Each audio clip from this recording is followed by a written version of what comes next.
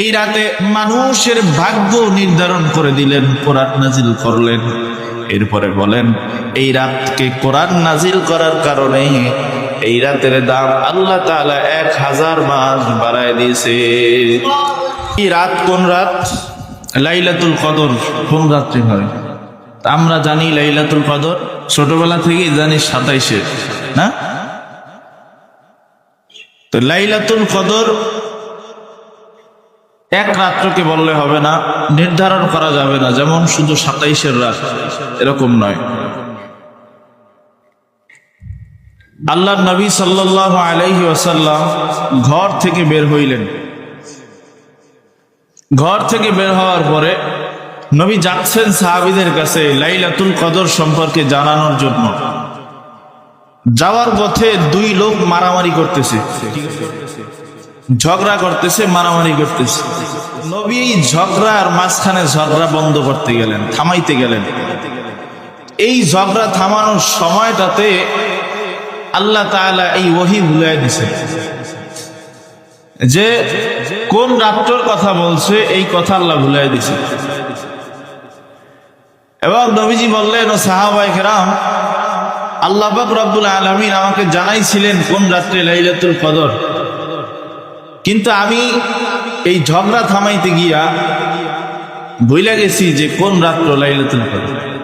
তবে হ্যাঁ, এতটুকু সত্য, শেষ 10 দিনের বেজর রাত, শেষ 10 দিনের বেজর রাতের যে কোনো এক রাত্রে লাইলাতুল কদর।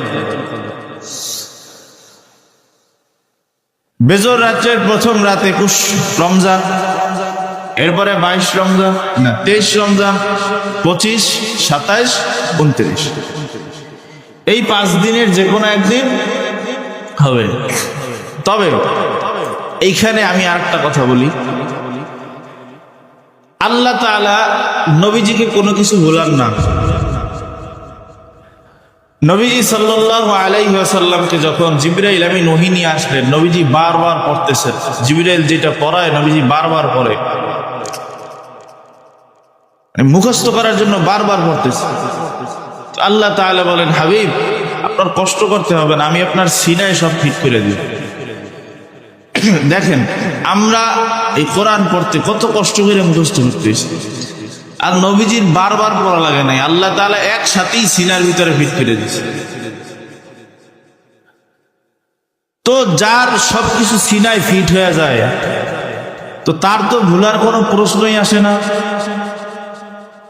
এখানে অনেক অভিজ্ঞ উলামায়ে কেরাম একটি কথা বলেন যে আল্লাহ তাআলা কেন ভুলাইলেন?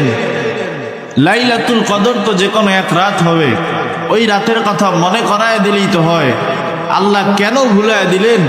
বলে শেষ 5 রাত, বেজর রাতগুলো বান্দা ইবাদত করতে থাকবে, আর ওই 5 রাতের যে কোনো এক রাত কদর হবে। তবে এই 5 রাত ইবাদত করার দ্বারা আল্লাহ কদরের সমপরিমাণ সওয়াব দেবে। বুঝা গেছে? এজন্য শেষ 10 দিন ইতিকাফ করা, কি করা? শেষ 10 দিনে ইতিকাফ করলে, মসজিদে থাকলে ইবাদতের সাথেই থাকা হয়, আর ওই সবে কদর আর বাদ যাবে না। বুঝা গেছে?